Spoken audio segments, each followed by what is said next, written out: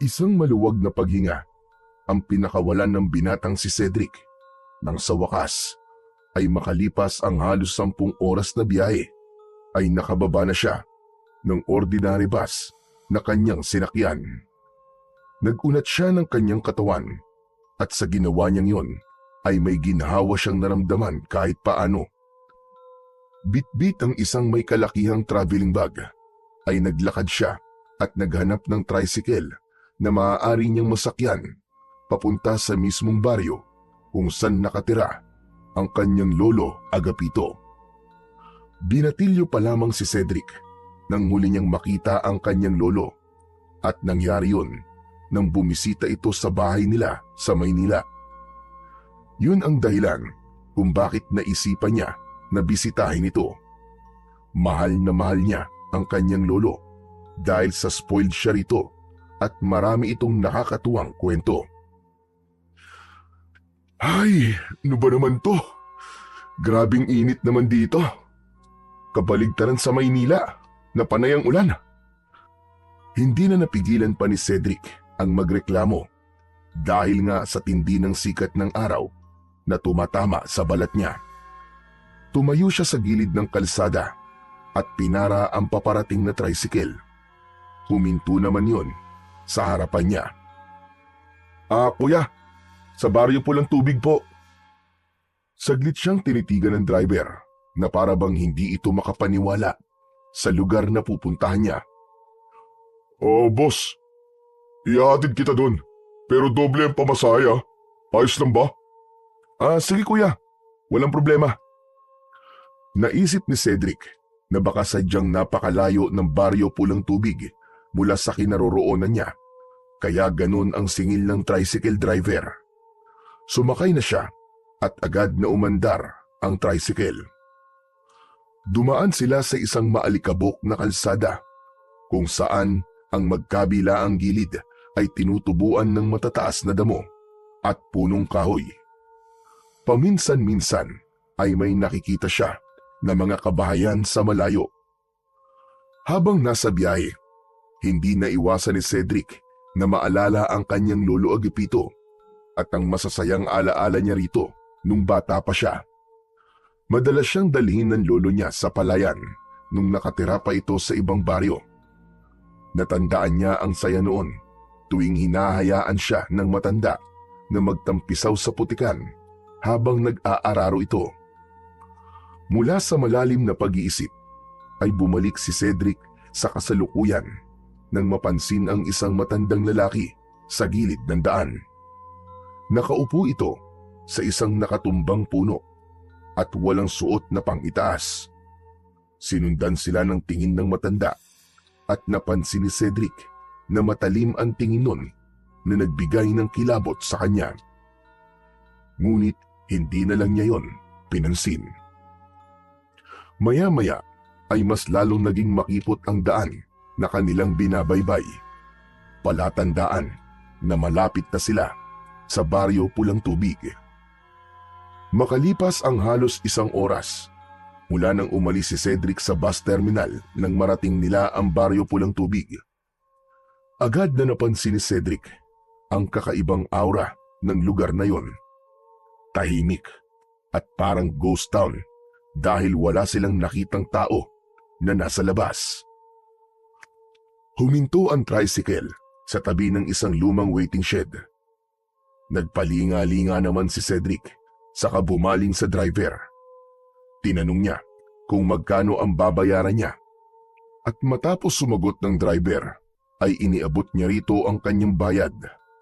Bumaba siya ng tricycle at napansin niyang nakatitig pa rin sa kanya ang driver na para bang may gusto itong sabihin ngunit hindi nito magawa. Manong, may problema po ba? Magtatagal ka ba rito? Hindi ko po alam eh. Depende po siguro. Bakit po? Kung ako sa'yo, hindi ako magtatagal dito. Ha? Bakit naman po, Manong? Pero imbis na sumagot, mabilis na pinaandar na ng driver ang kanyang tricycle. Napatitig na lang siya sa papalayong tricycle sabay iling. Hanep pa. Ang weird naman nun. Bumuntong hininga si Cedric at saka binuhat ang kanyang traveling bag. Binatilyo pa si Cedric nang una't huling beses siyang makapunta sa lugar na yon. Kahit maraming taon na ang lumipas, ay tanda pa rin niya ang daan papunta sa bahay ng kanyang lolo.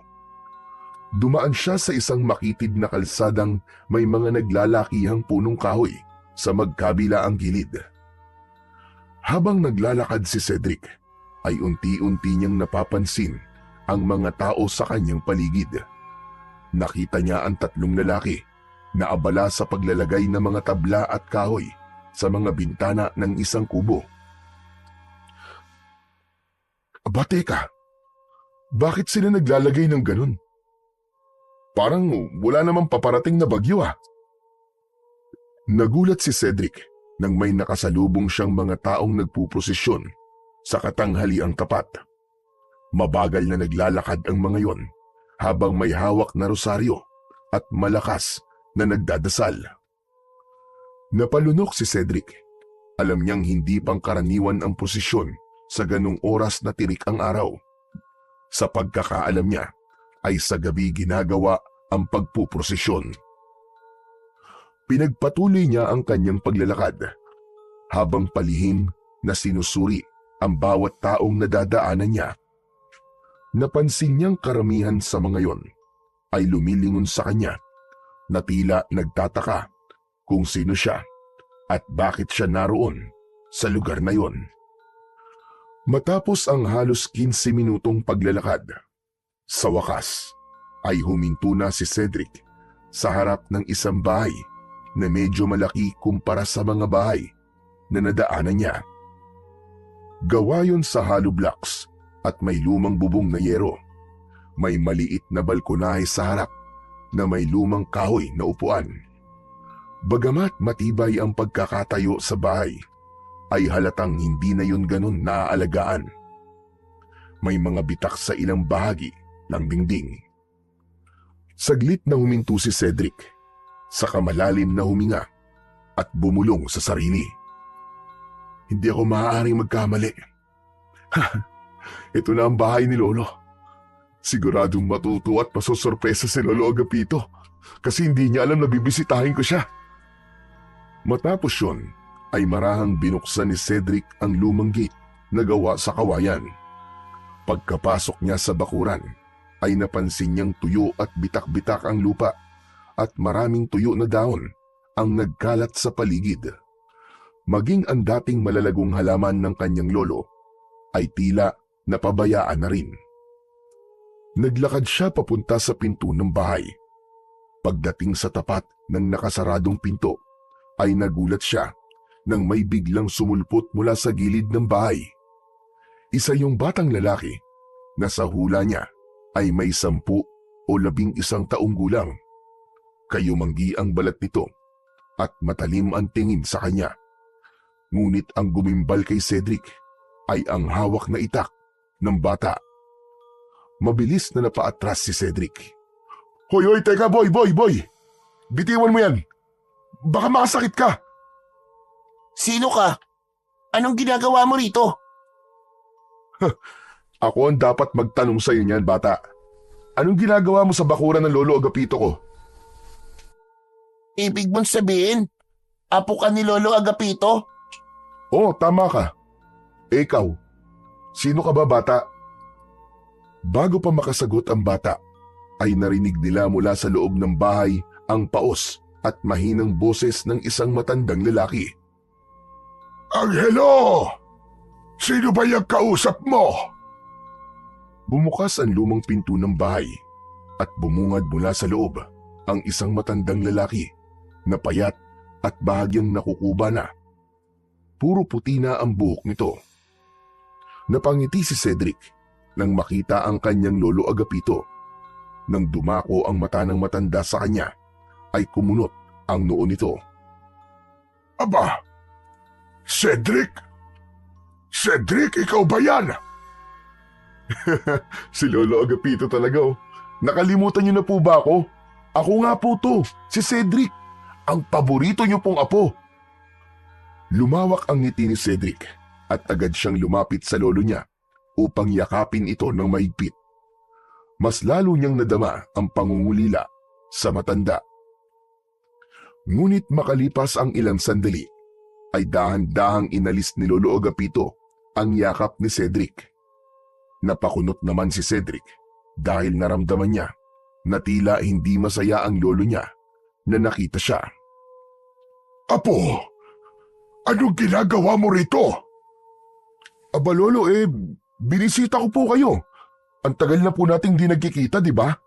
Hindi ko na nga po alam kung ilang taon na yung huling beses na binisita nyo kami sa Maynila eh. Saglit na tumahimik si Lolo Agapito at saka bumuntong hininga. Cedric, hindi maaari. Bumalik ka na lamang sa Maynila. Makakaabot ka pa sa terminal bago magdilim. Hala, sige, sasamahan na kita mag-abang ng tricycle sa labasan. Ho? Abalo, teka lang. Pambira naman kayo, Lo. Kararating ko lang tapos paalisin niyo na kaagad ako. Lolo naman. Ang haba po ng biniyahe ko para lang po makapunta rito. Saka Lo, hindi niyo po ba ako namimiss? Hindi sa ayaw kitang makita, Cedric. Pero may dahilan kung bakit hindi ka maaaring manatili rito. Makinig ka na lang sa akin, Apo, at sundin mo na lamang ang sinasabi ko sa'yo. Lo, kahit ilang araw lang naman po. Hayaan niyo naman po akong makasama kayo. Tsaka nag-ipon pa naman po ako para na mapuntahan kayo. Tapos nag-leave pa po ako sa trabaho na matagal para po magkasama tayo na matagal. Biglang natahimik si Lolo Agapito. Napakuyom ang kamay nito. Ilang segundo ang lumipas bago ito muling nagsalita. Sige na nga. Sige na. Pumasok ka na sa loob. Nilakihan ni Lolo Agapito ang pagkakabukas ng pinto at binigyan nito ng daan si Cedric para makapasok sa loob ng bahay niya. Mabilis namang pumasok si Cedric. Huminto siya sa gitna ng sala at iginala ang paningin sa paligid. Napansin niyang walang ipinagbago ang loob ng bahay ng lolo niya. Apo, nagugutom ka ba? Hindi naman po. Tubig na lang po siguro, Lo. Saka gusto ko po sana makapagpahinga na. Nakakapagod po kasi ang biyahe papunta po rito eh. O sige, kumuha ka na lang ng tubig doon sa kusina. May pagpapasensyaan mo na lang at wala akong malamig na tubig, iyo. Tumango si Cedric at saka siya dumiretso sa kusina.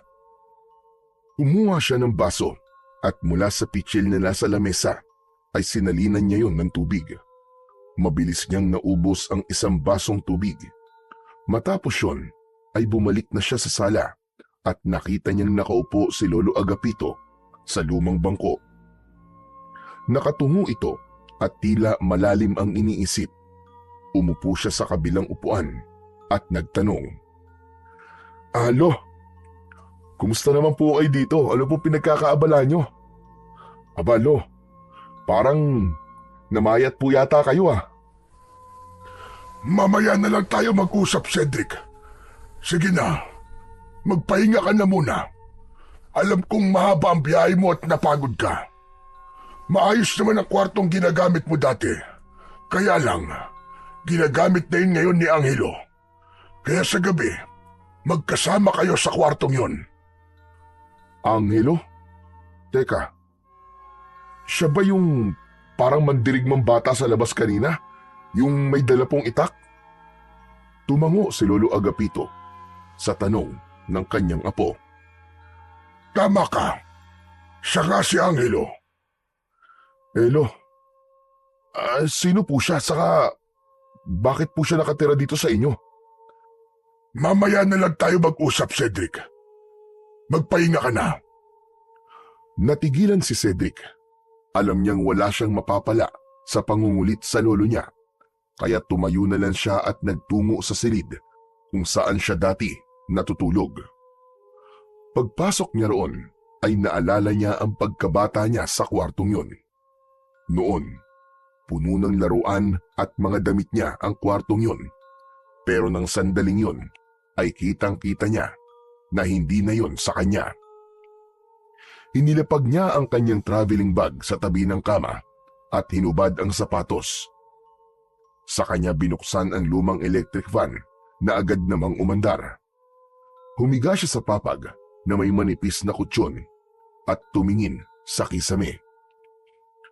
Habang nakatingin sa kawalan, ay nakaramdam ng bigat sa dibdib si Cedric. Hindi niya alam, pero nagtataka siya kung bakit tila malamig ang pakikitungo sa kanya ni Lolo Agapito. Wala siyang naramdamang kasiyahan sa matanda na naroon siya sa bahay nito. Pumikit na lang si Cedric at pilit tinatanggal ang bumabagabag sa isip niya para makatulog at makapagpahinga na siya. Hindi na namalayan ni Cedric na nakatulog na siya. Ang plano lang sana niya ay umidlit, pero paggising niya ay madilim na ang kwarto. Bumangon siya mula sa papag at kinusot ang kanyang mga mata.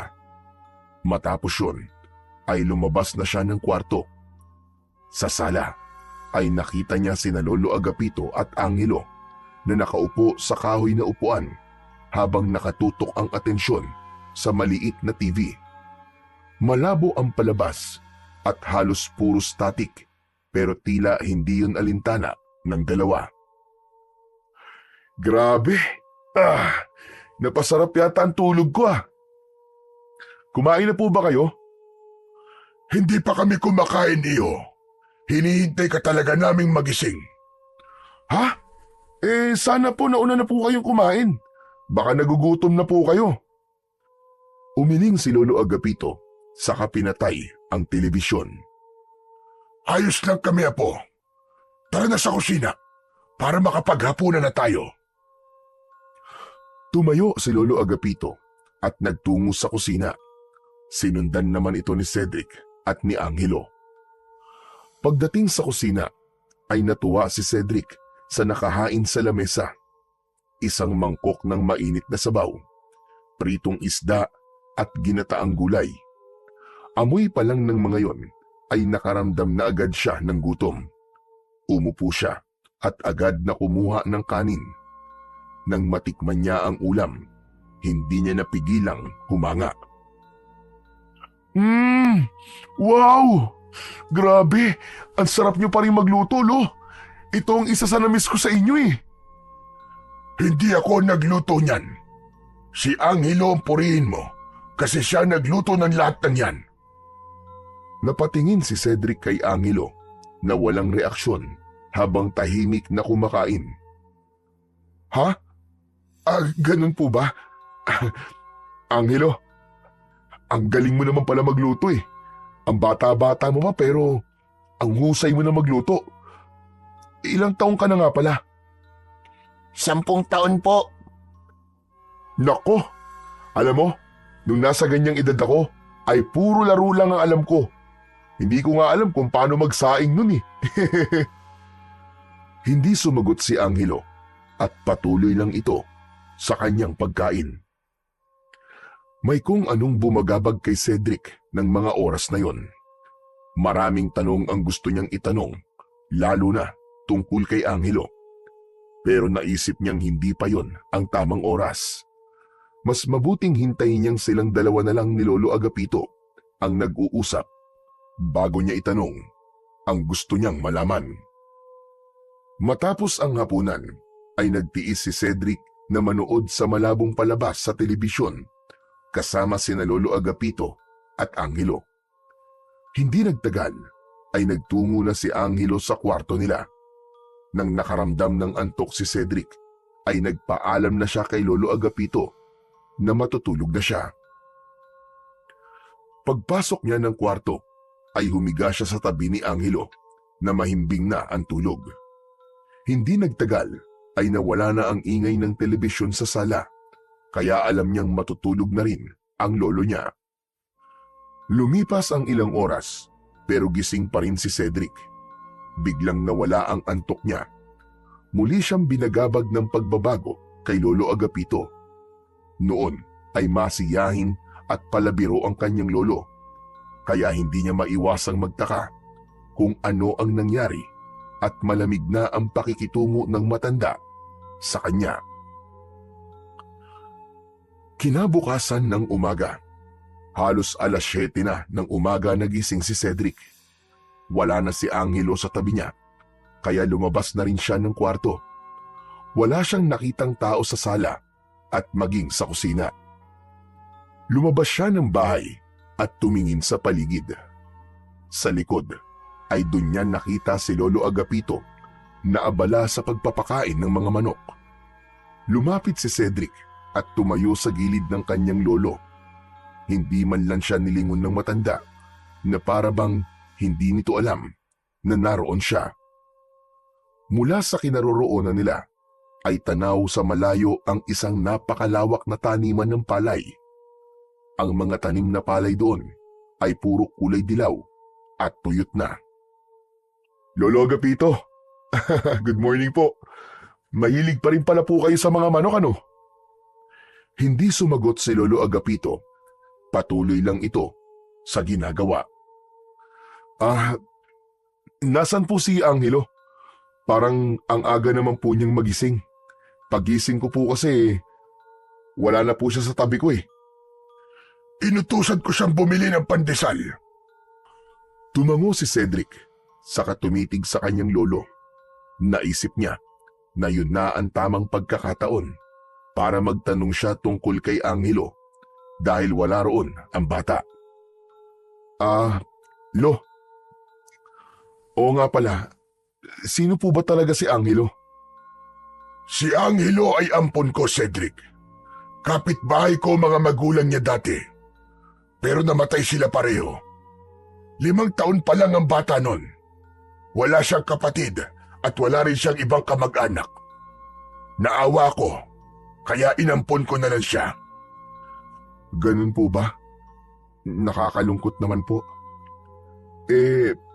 Matanong ko lang, Lo. Ano po bang kinamatay ng mga magulang niya? Nagkaroon ng pagkalat ng malubhang sakit noon dito sa Baryo Pulang Tubig. At sa kasamaang palad, kasama sa mga nasawi, ang mga magulang ni Angelo. Ganun? Nakakatakot naman yun, Lo. Mabuti po't walang masamang nangyari sa inyo nun, Lo. Oo nga pala, Lo. Kumusta naman po kayo rito? Maayos lang naman ako sa ngayon. Malaking bagay lang nandito si Angelo kasi kahit paano ay meron akong kasama sa bahay. Siya nga pala, bukas ng umaga ay kailangan mo nang bumalik ng Maynila. Ho? Abay bakit naman po? Lolo naman, kakadating ko lang po eh. Tapos papaalisin niyo na kaagad ako. Lo, gusto ko pa po kayong makasama. Huminga ng malalim si Lolo Agapito at saglit itong tumitig kay Cedric. May anong bigat sa mga mata nito na parang may bagay itong nais sabihin pero hindi nito masabi-sabi. Cedric, iho, makinig ka na lang sa akin at huwag ka nang magtanong. Agad na iniwan ni Lolo Agapito si Cedric at bumalik na ito sa loob ng bahay. Naiwan naman si Cedric na nag-iisip. Nagtaka siya kung bakit nais ng lolo niya na umalis na kagad siya. Mas lalo tuloy lumakas ang kutob niya na meron itong itinatago sa kanya. Pagkatapos ng almusal ay nasa loob lang ng bahay si Cedric. Wala siyang magawa roon kundi ang umupo at humiga. Ramdam niya ang nakakabinging katahimikan sa buong bahay. Hindi siya sanay sa ganon dahil lumaki siya sa maingay na lungsod. Dahil sa inip, napagdesisyonan niyang lumabas at maglakad-lakad. Pagdating ni Cedric sa labas, ay napansin niya ang kakaibang kilos ng mga tao. Halos lahat ng bahay na nadadaanan niya ay may mga lalaki na abala sa paglalagay ng tabla at kahoy sa mga bintana at pinto. Pinagmasdan niya yon ng may pagtataka. Ngunit mas lalo siyang nagtaka nang mapansin niyang may ilang pamilya na nakatayo sa harap ng kani-kanilang bahay. Nakaluhod ang mga yon habang nagdadasal. Napahinto si Cedric. May gumapang na malamig na pakiramdam sa kanyang batok. Hindi niya maipaliwanag, pero parang may kung anong hindi tamang nangyayari sa Baryo Pulang Tubig. Sa halip na magpatuloy sa paglalakad, minabuti niyang bumalik na lamang sa bahay ng kanyang lolo. Pagdating niya roon, papasok na sana siya sa pinto nang biglang makasalubong niya si Angelo na palabas ng bahay. Hindi niya ito nakita kagad, kaya napasigaw siya sa gulat. Anak ng... Angelo, ikaw lang pala! Pambihira ka, nakakagulat ka naman. Muntik nang tumalo ng puso ko Napaatras si Cedric, kasabay ng malakas na tintig ng kanyang puso. Napatingin naman si Angelo sa kanya. Pasensya ka na, Kuya Cedric. Hindi ko sinasadya. Nilagpasan siya ni Angelo, pero naisip niya na magtanong sa kung anong nangyayari sa lugar na yon. Angelo, sandali! Sandali, may tatanong lang ako sa'yo. Ano ba yun, Kuya? Angelo, sabihin mo nga sa akin, ano ba talaga nangyayari dito? Bakit nilalagyan ng mga tabla, mga pinto at bintana ng mga bahay dito? Saka, bakit ang dami nagdadasal sa harap ng bahay nila? Ang mga yan kasi, ang naisip nilang paraan para makaligtas sila sa susunod na pagbilog ng buwan. Ano ka mo? Susunod na pagbilog ng buwan? Makaligtas naman saan? May bagyo bang paparating? Ang sabi kasi ni Lolo Agapito, huwag ko raw sabihin sa iyo Bukas ng umaga ay aalis ka naman na daw. Ano? Bakit ba? Ano bang meron?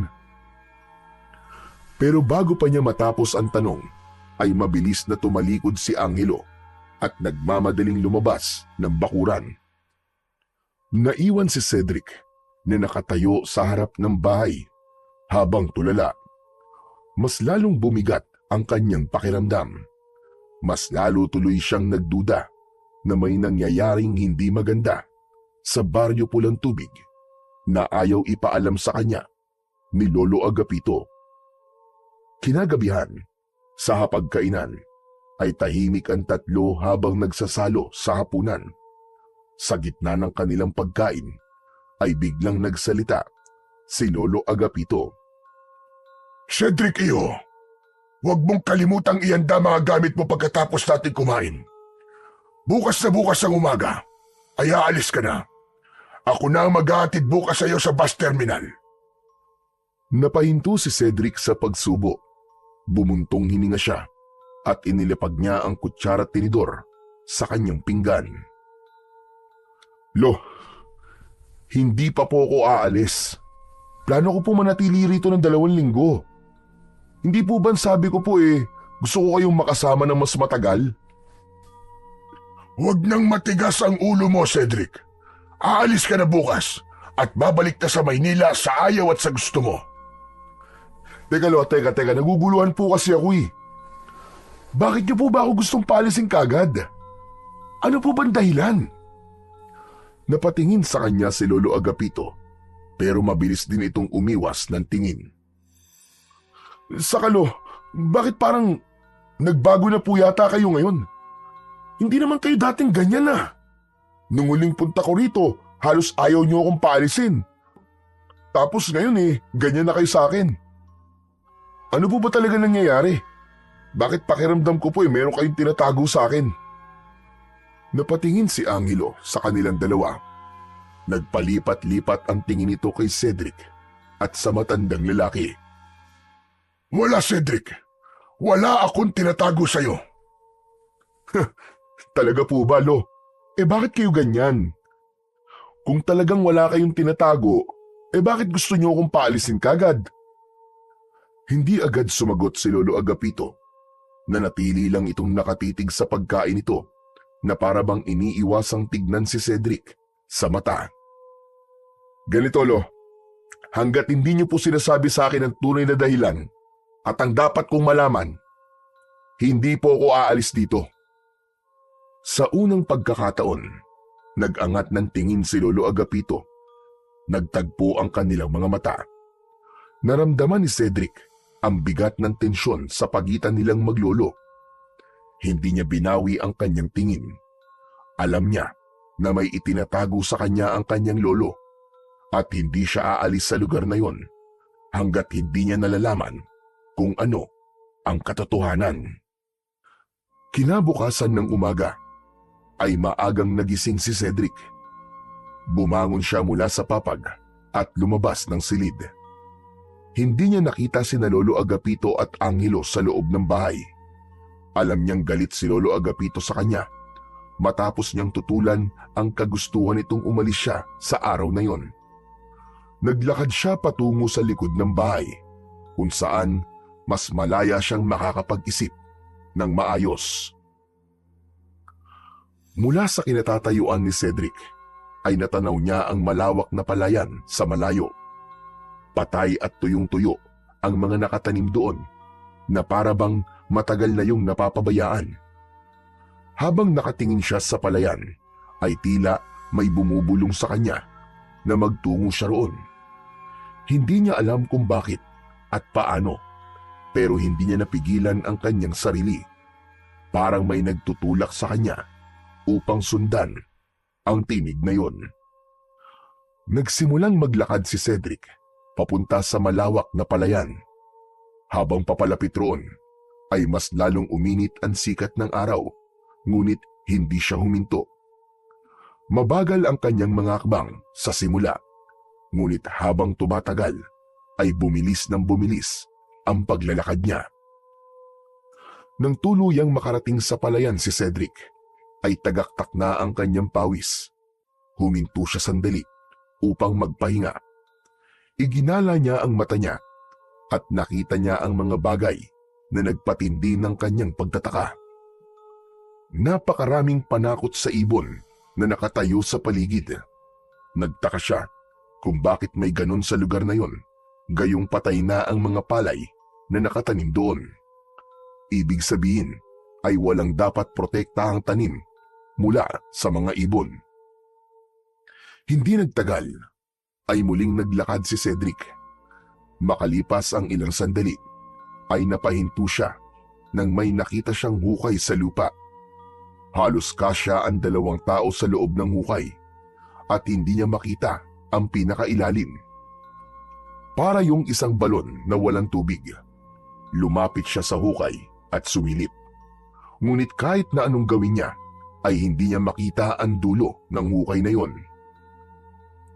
Habang nakasilip si Cedric sa madilim at malalim na hukay, ay biglang may mainit na hangin na humampas sa kanyang muka mula sa kailaliman ng hukay. Binalot ng kilabot ang buo niyang katawan. Dahil doon ay napaatras siya. Ngunit sa kanyang pag-atras ay may tinamaan siyang tao mula sa kanyang likuran. Mabilis na lumingon si Cedric at nakita niyang nakaupo sa lupa si Angelo. Napagtanto niya na natumba ito ng maatrasan niya. Mabilis niyang inalok ang isa niyang kamay kay Angelo upang tulungan itong makatayo. Bahagyang napasimangot pa ang bata nang tumayo na ito. Angelo, ikaw pala yan. Pasensya ka na ha. Hindi kita napansin eh. Pero teka, paano mo nalaman na nandito ako? Nakita kita kanina na papunta ka rito. Kaya sinundan kita, Kuya Cedric. Kuya, ang mabuti pa ay umuwi na tayo. Sigurado magagalit si Lolo Agapito kapag nalaman niyang nandito ka. Ha? Bakit naman siya magagalit? Huwag mo na lang itanong, Kuya Cedric. Saka, wala talaga nagpupunta sa lugar na to eh. Lahat ng tao rito sa Baryo Pulang Tubig ay iniiwasan ng palayan na ito. Ha? Bakit? Ano bang meron dito sa palayan? Bakit parang takot kayong lahat na magpunta dito? Mas mabuti pang umalis na lang tayo, Kuya, bago pa tayo makita ni Lolo Agapito na nandito tayo. Tatalikod na sana si Angelo upang maglakad palayo nang biglang hawakan ni Cedric ang braso niya. Sandali lang Angelo. Ang dami mo sinasabi pero kahit isa sa mga tanong ko ay wala kang sinasagot ng diretso. Ano ba talaga nangyayari dito? Ang sabi kasi ni Lolo, mas mabuting hindi mo na lang malaman ng lahat. Makinig ka na lang kay Lolo Agapito, Kuya Cedric. Tama siya na dapat ka nang umalis dito sa Baryo Pulang Tubig. Sundin mo na lang siya, kuya. Bakit ba? Ano ba tinatago niyo sa akin? Bakit gusto kong paalisin ni Lolo Agapito? At anong meron sa palayang ito? Tahimik na tumitig lang si Angelo sa kanya. Tila may nais itong sabihin, pero pinili na lang na manahimik. Napabuntong hininga naman si Cedric. Alam niyang wala siyang makukuhang sagot mula kay Angelo. Unti-unti niyang binitiwan ang braso nito. Hindi na nagsalita si Angelo at nagpatuloy na ito sa paglalakad palayo. Ilang saglit pa, sumunod na rin si Cedric sa bata, ngunit sa loob-loob niya ay mas lalong tumindi ang pagdududa niya. Pagdating nila Cedric at Angelo sa bahay, ay nakita nila si Lolo Agapito sa gilid ng kubo. Abala ito sa paglalagari ng mga tabla at kahoy, at kahit may edad na ito, ay halatang sanay pa rin ito sa mabibigat na gawain. Paglingon ni Lolo Agapito sa kanila, ay tumigil ito sa ginagawa at tumingin sa kanila ng matalim. Saan kayo galing? Lolo Agapito, naglakad-lakad lang po kami. Alam ni Cedric na hindi kumbinsido ang matanda, ngunit hindi na ito nagtanong pa. Sa halip, itinuloy na lang nito ang paglalagari ng isang mahabang tabla. Kahit ramdam niya ang galit ng lolo niya, ay hindi napigilan ni Cedric ang sarili na magtanong. Ano po bang ginagawa niyo, Lolo? Ano pong gagawin niyo sa mga tabla at kahoy na yan? Tutal, hindi na kita mapipilit na umalis. Ay mas mabuti pang malaman mo na ang totoo. Ay, kung ganun po, sasagutin niyo na po ang lahat ng tanong ko? Oo, pero mamaya na natin pag-usapan yan. Tulungan niyo muna akong ikabit ang mga ito sa mga bintana. Teka, Lolo Agapito, para saan po ba ang mga yan? Pati kasi sa ibang bahay dito ay nilalagyan din nila ng mga kahoy at tabla, mga bintana at pinto nila. Basta, mamaya na nga natin pag-usapan. Tulungan niyo na lang ako at sasagutin ko lahat ng tanong mo. Napatingin si Cedric kay Angelo na tila hindi na nagulat sa ipinapagawa ni Lolo Agapito. Walang tanong-tanong, agad na kinuha ni Angelo ang isang tabla at nagsimulang isalansan ang mga yon sa gilid ng bahay. Napabuntong hininga si Cedric at kumilos na rin siya. Kahit hindi niya maintindihan kung bakit kailangan lagyan ng harang ang mga bintana ng bahay, ay hindi na lang niya yon kwinestyon. Tahimik na kinuha ni Cedric ang isang tabla at lumapit sa may bintana. Kahit marami siyang gustong itanong, ay mas pinili niyang manahimik na muna. Paglipas ng ilang minuto, ay tapos na sina Cedric sa paglalagay ng mga tabla at kahoy sa bintana ng bahay ni Lolo Agapito. Nagtungo sila ni Lolo Agapito sa likod ng bahay. Tumayo sila roon habang nakatingin sa malawak na palayan sa malayo. Samantala, si Angelo naman ay pumasok na sa loob ng bahay. Apo, sa susunod na araw ay pupunta tayo sa bayan para mamili ng pagkain. Pagbalik natin, lalagyan din natin ng kahoy at tabla ang mga pinto. Lo, paparating po bang bagyo? Mabigat ang buntong hininga ni Lolo Agapito bago ito muling nagsalita. Cedric, iyo, makinig kang mabuti sa akin. Ang mga susunod kong sasabihin ay maaaring hindi mo paniwalaan. Pero wala akong ibang sasabihin kundi ang katotohanan lamang. Ayoko na sanang malaman mo ito. Pero dahil sa matigas ang ulo mo at hindi mo ako sinunod na umalis ka, ay mabuti nang alam mo na ang dapat mong malaman. Mas lalong kumabog ang dibdib ni Cedric. Para bang mas lumamig ang paligid kahit napakainit naman ng panahon. Napatitig siya sa mukha ng matanda. Seryoso ito at walang bahid ng pagbibiro.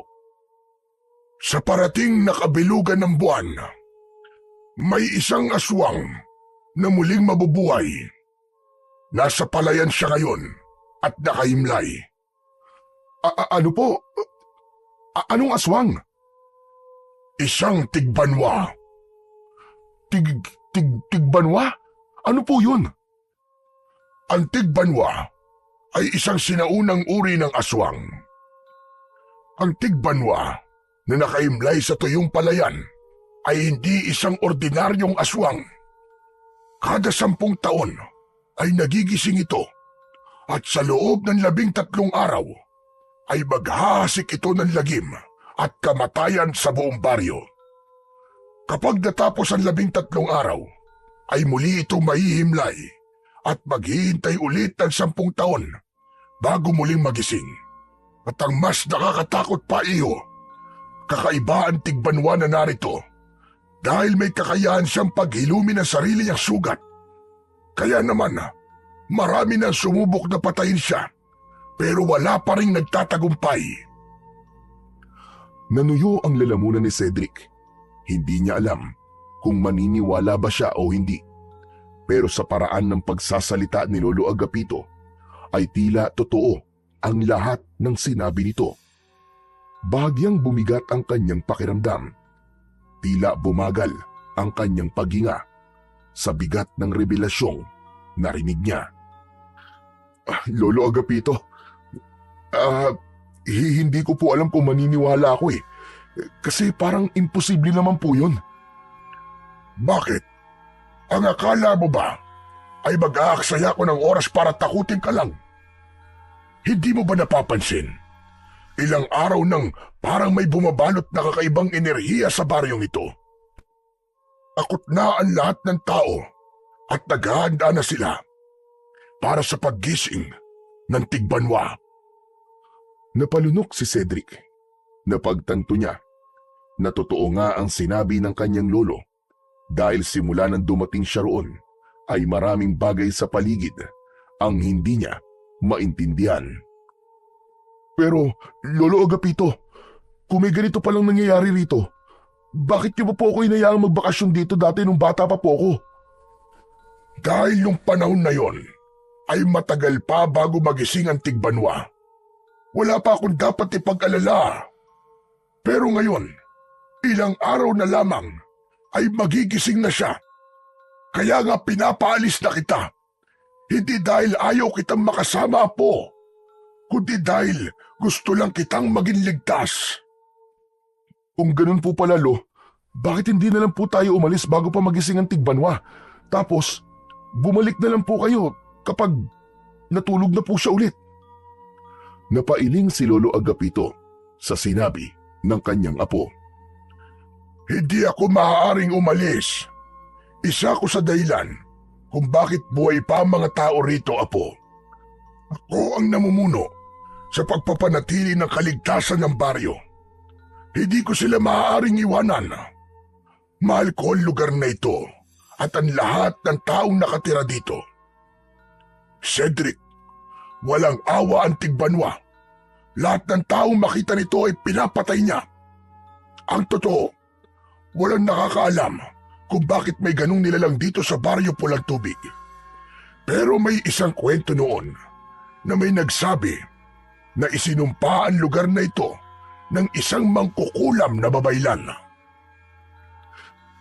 Ano na pala ang gagawin natin kapag nagising na po ang tigbanwa? Wala tayong ibang dapat na gawin kundi panatilihin ang ating kaligtasan sa loob ng 13 araw. At ikaw, Cedric, dapat mong sundin ang lahat ng sasabihin ko sa iyo sa mga susunod na araw. Ayokong bangkay kang uuwi sa Maynila. Muling napatingin si Cedric sa malawak na palayan. Hindi niya akalain na may ganitong klaseng nilalang ang naninirahan sa baryo Pulang Tubig. Maghapong tahimik si Cedric at hindi siya mapakali sa mga sinabi ni Lolo Agapito tungkol sa tigbanwa. Kahit anong pilit niyang alisin sa kanyang isip ang kwento ng matanda, ay patuloy yung bumabalik sa kanya. Hindi siya naniniwala sa mga aswang. Lumaki siya sa syudad kung saan walang puwang ang mga kwentong kababalaghan. Habang nakaupo siya sa bangkong kahoy sa harap ng bahay, ay pinagmasdan niya ang palayan. Maya-maya, lumapit sa kanya si Angelo. Tahimik itong naupo sa tabi niya. Kuya Cedric, siguro naman naiintindihan mo na kung bakit ka pinapaalis ni Lolo dito. Ginawa lang ba ni Lolo Agapito ang kwentong yun? Para kapag natakot ako, ay aalis na ako. Sabihin mo nga sa akin ang totoo, Angelo. Sana nga, Kuya Cedric. Hindi na lang totoo ang lahat ng yun. Ang totoo, Kuya, ito ang unang beses na makikita kong tigbanwa.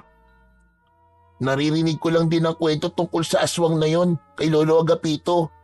Pero naniniwala ko na totoo ang lahat ng yun. Lalong kumabog ang dibdib ni Cedric ng sandaling yon. Hindi niya alam kung bakit, pero sa tono ng boses ni Angelo ay alam niyang hindi ito nagbibiro. Yung hukay na nakita mo sa palayan, Kuya, doon nakaimlay ang tigbanwa. Ilang beses na nga yung tinakpan ng mga tao dito pero palagi na lang bumabalik ang hukay. Kaya pala, wala nagpupunta doon. Lalo na kapag malapit ng magising ang tigbanwa. Tama ka, Kuya. Noon, may isang lalaking inabangan ng paggising ng tigbanwa kasi gusto niya tong patayin. Kinabukasan, nakita siyang wala ng ulo at tuyo na ang katawan kasi inubos ng tigbanwa ang dugo niya. Labis na kinilibutan si Cedric sa sinabi ni Angelo.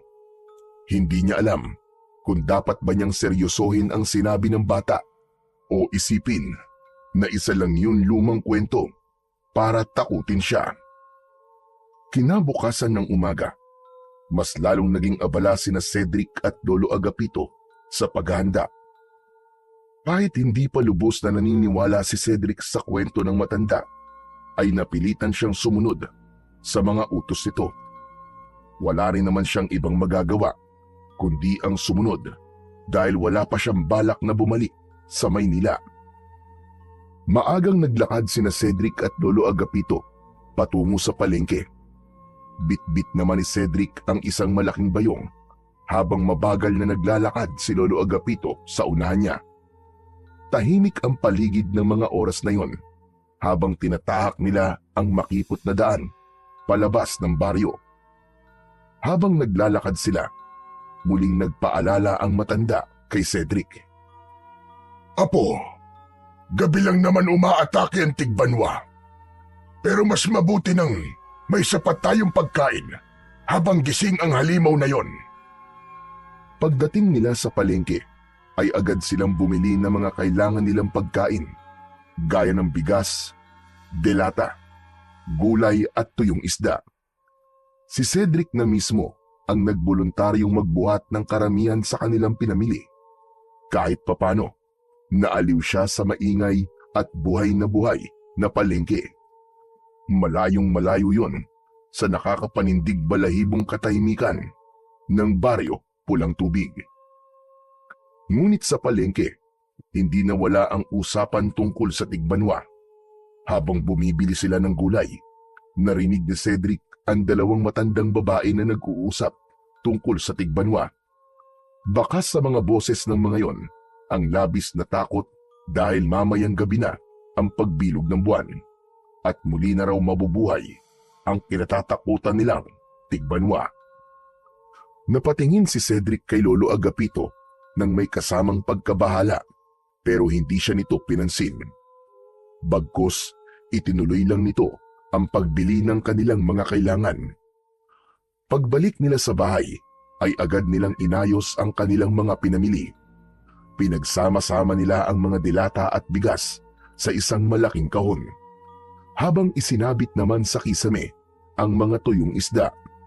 Siniguro rin nila na may malinis silang tubig na maiinom. Habang inaayos ni Cedric ang mga gamit, napatingin siya sa bintana. Mula roon ay tanaw niya ang malawak na palayan.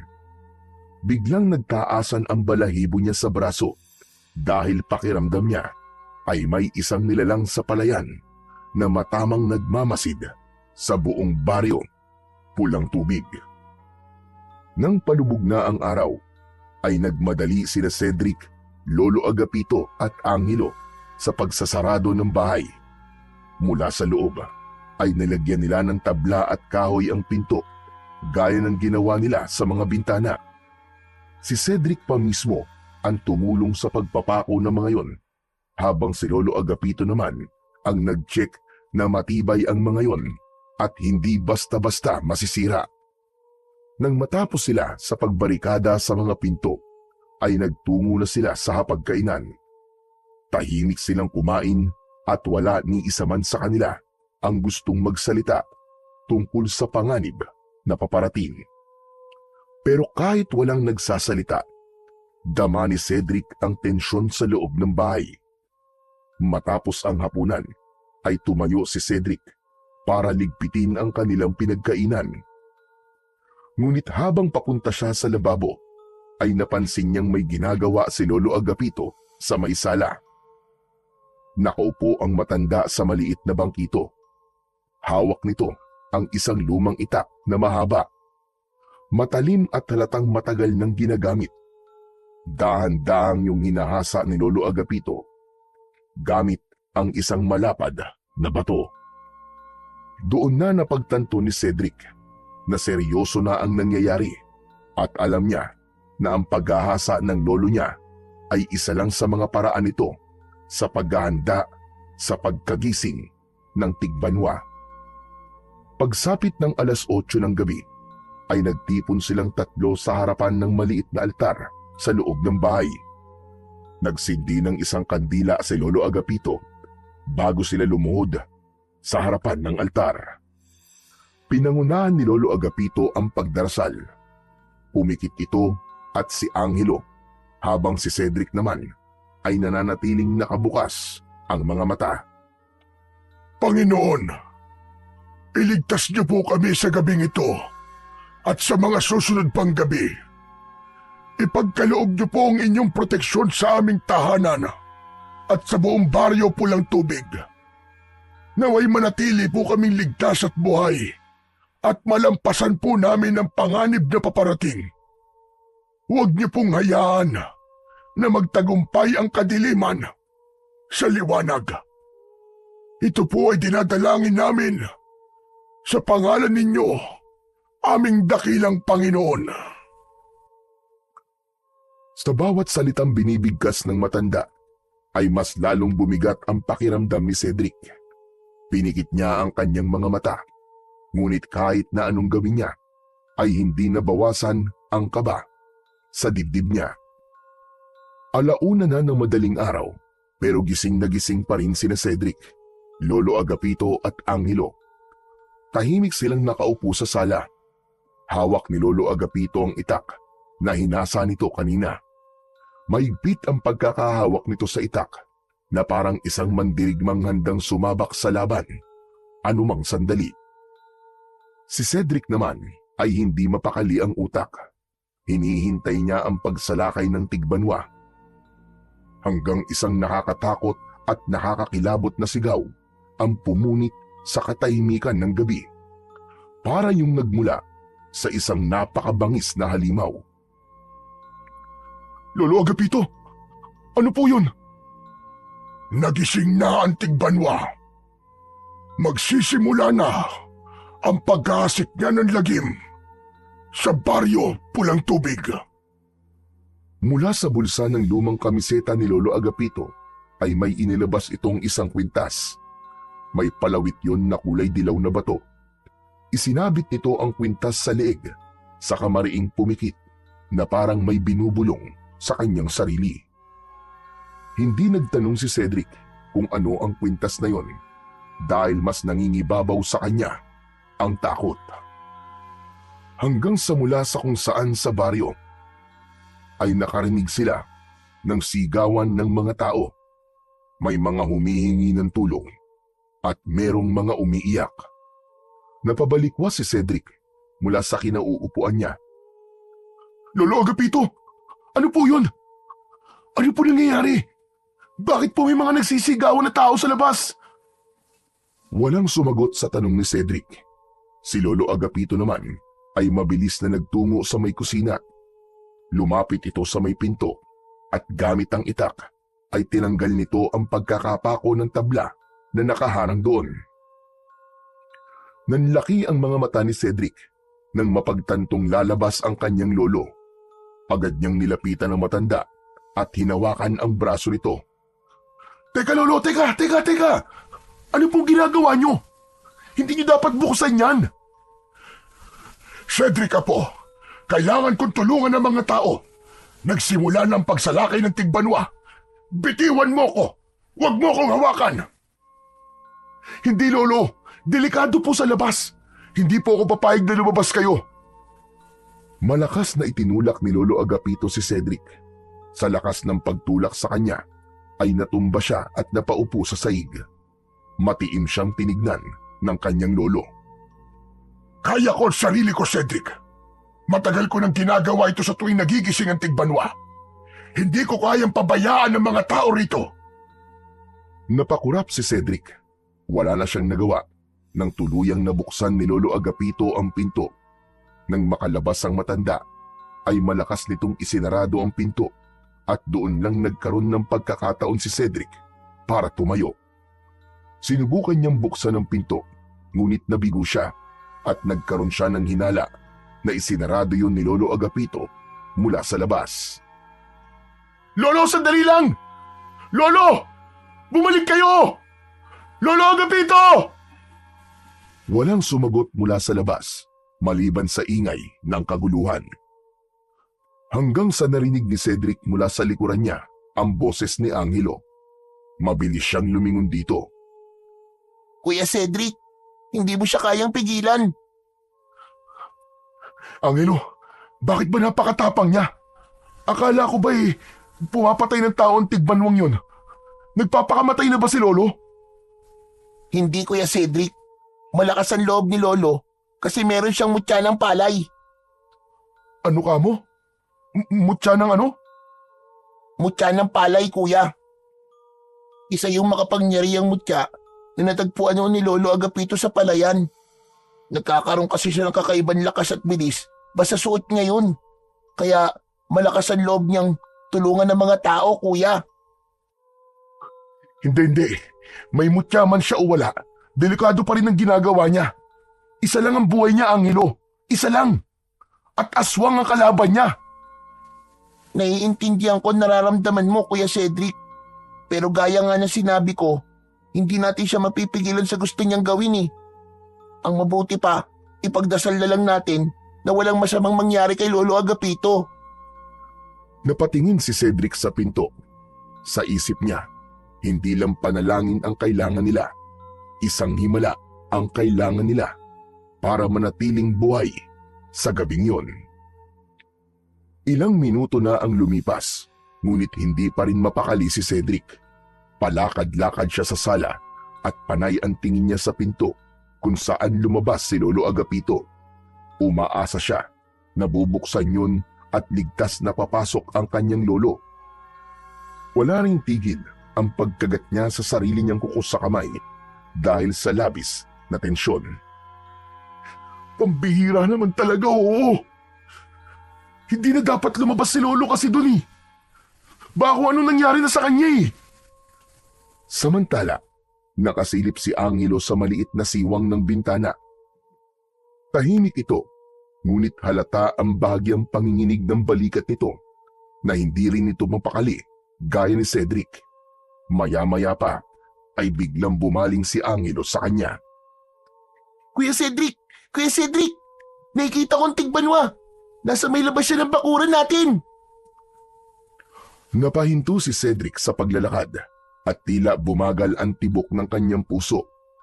Mabilis siyang lumapit sa bintana at siya naman ang sumilip doon. Sa una ay halos wala siyang makita. Puro anino lang ng mga nagsisitakbuhan ang naaaninag niya. Ngunit nang masanay ang mata niya sa kadiliman, ay doon niya nakita ang nakakatakot na tigbanwa. Agad na tumaas ang balahibo niya nang makita niya ang nakakakilabot na aswang. Yun na ang pinaka nakakatakot na nilalang na nakita niya sa buong buhay niya.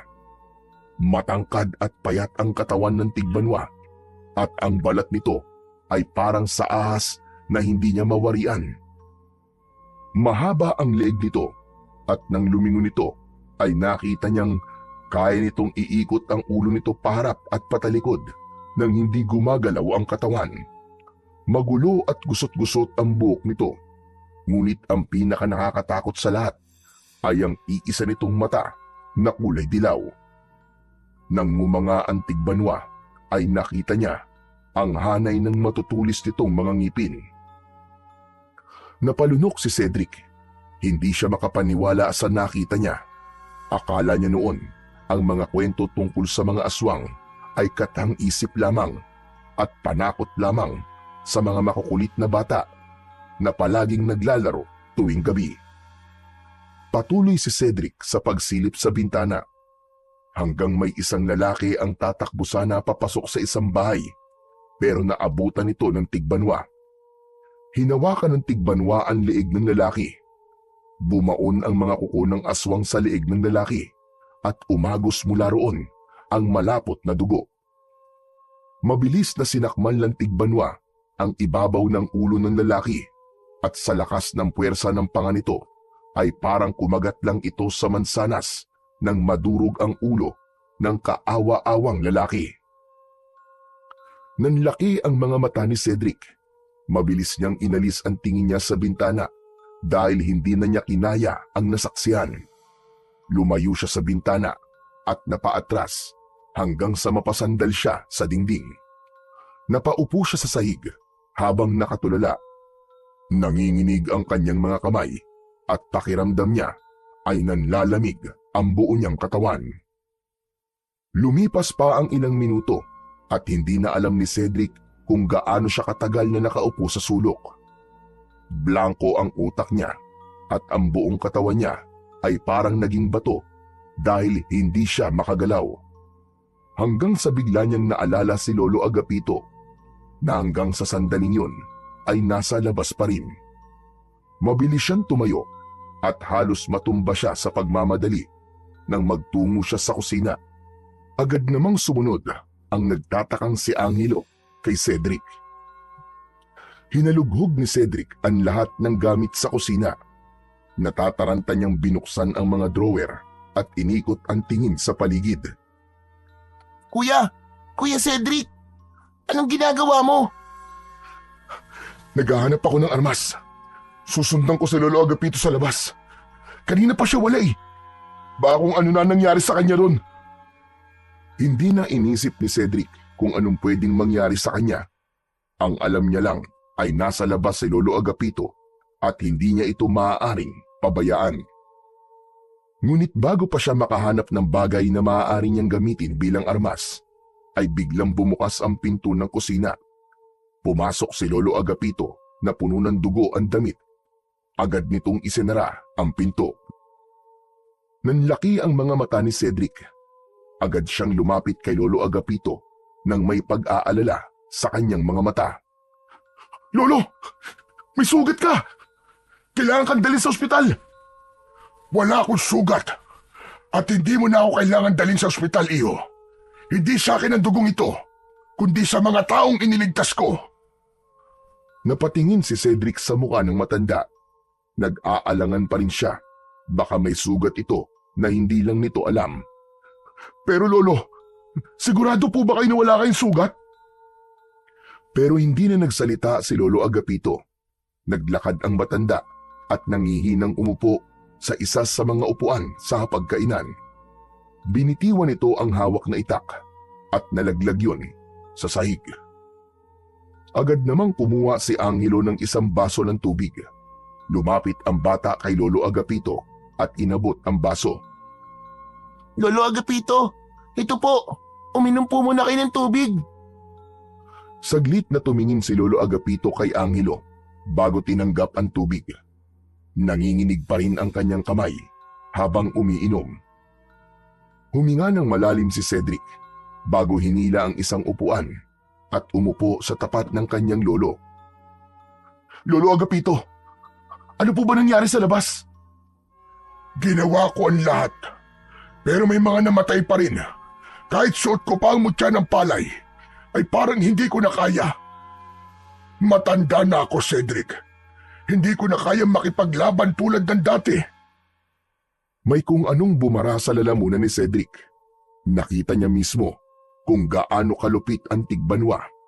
Nakita niya kung paano nito pinatay ang isang lalaki sa labas. Lolo Agapito, hindi niyo na po dapat ginawa yun eh. Baka kung ano pa po nangyari sa inyo eh. Hindi mo naiintindihan, Cedric. Malapit sa puso ko mga tao dito sa Baryo Pulang Tubig. Matagal na akong nakatira rito. At alam ko, mula nang matagpuan ko ang mutya ng palay, ay nais ng nasa itaas na ipagtanggol ko mga tao dito mula sa Tigbanwa. Natameme si Cedric sa sinabi ni Lolo Agapito.